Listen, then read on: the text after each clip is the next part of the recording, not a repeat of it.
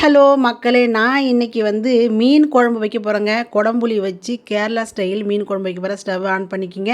Cooker எடுத்து வச்சுக்கோங்க. நான் தேங்காய் எண்ணெயில தான் இன்றைக்கி நான் சமைக்கவே போகிறேன். தேங்காய் எண்ணெயில சமைச்சா மீன் குழம்பு வேறு லெவல் டேஸ்ட்டாக இருக்குங்க. எண்ணெய் காஞ்சிருச்சு, கடுகு சேர்த்துக்குங்க.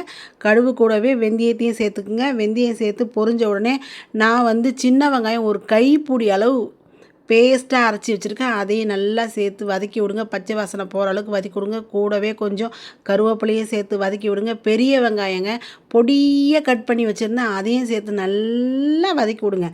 வதக்கி விட்றது தான் குழம்பு டேஸ்ட்டே இருக்கும். ஒரு 10 பல்லு பூண்டு, ஒரு கைப்பிடி அளவுக்கு பூண்டு எடுத்து அதையும் கூட சேர்த்து நல்லா சேர்த்து வதக்கி விடுங்க மக்களே. நல்லா வதக்கணும். உப்பு போட்டு வதக்குங்க. அப்போ தான் வெங்காயம் நல்லா வதங்கி வரும். கூடவே கொஞ்சம் மஞ்சத்தூள் சேர்த்துக்குங்க மக்களே. சேர்த்துக்கிட்டு நல்லா வதக்குங்க. ஒரு 4 பழுத்த தக்காளி, பெரிய தக்காளியாக நல்லா கட் பண்ணி பொடியாக கட் பண்ணி அதையும் சேர்த்து நல்லா வதக்குங்க. அந்த பேஸ்ட்டு மாதிரி வதங்கினா தான் அந்த குழம்பு டேஸ்ட்டு கொடுக்கும்.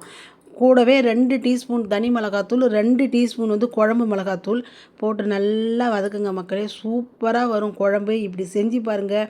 குடம்புளி நான் ரெண்டு துண்டு குடம்புளி தான் போட்டிருக்கேன். அதுவே பயங்கரமாக புளிப்பாக இருக்கும். கூடவே கொஞ்சம் தண்ணியை சேர்த்துக்குங்க. தண்ணியை சேர்த்து மூடி விடுங்க.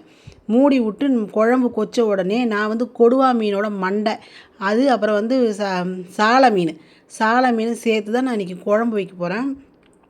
டேஸ்ட்டாக இருக்கும் குழம்பு பாருங்கள். சின்ன சின்ன சாலை மீன் சூப்பராக இருக்கும். ரெடிமேடாக விற்கிதுங்க. தேங்காய் பால் அதையும் சேர்த்து நல்லா கலக்கி விட்டு பாருங்கள். குழம்பு எவ்வளோ பிரமாதமாக அற்புதமாக இருக்குது பாருங்கள்.